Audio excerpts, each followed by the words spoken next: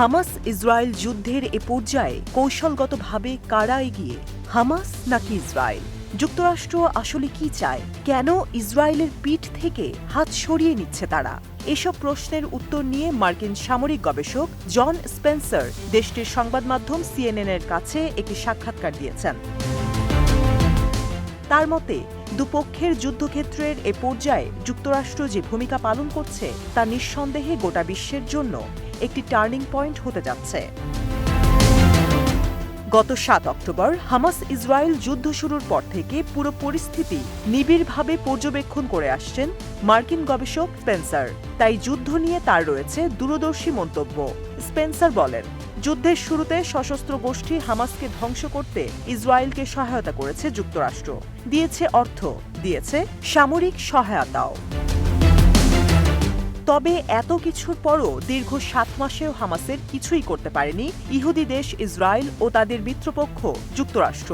তাদের চোখের সামনেই মাসের পর মাস বন্দীদের আটকে রেখেছেন তারা। একের পর এক প্রতিহত করেছে ইসরায়েলি অভিযান। এই ব্যর্থতা ঘুঁচাতে যখন নতুন ফন্দি এঁটেছে ইসরায়েল, তখন আর বন্ধু যুক্তরাষ্ট্রকে পাশে পাচ্ছে না নেতানিয়াহু।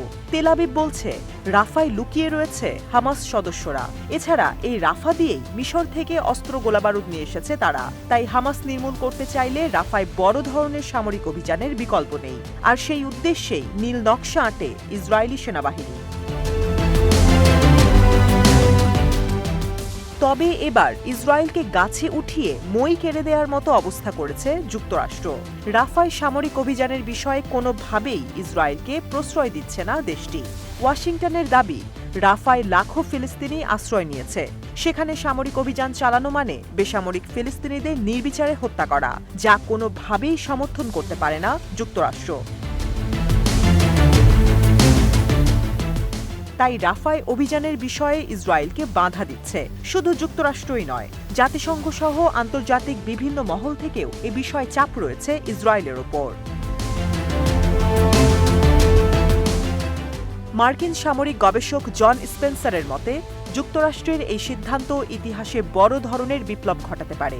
কারণ হিসেবে তিনি বলেন, যুদ্ধের এ পর্যায়ে এগিয়ে রয়েছে হামাস, আর ইসরায়েল হামাসকে ধ্বংস করতে চেয়েও তা কোনোভাবেই পেরে উঠছে না। তবে পশ্চিমারা এখন যেভাবে ইসরায়েলের হাত পা বেঁধে ফেলছে, এতে নিঃসন্দেহে বলাই যায় এ যুদ্ধে হামাসের জয়লাভ সুনিশ্চিত।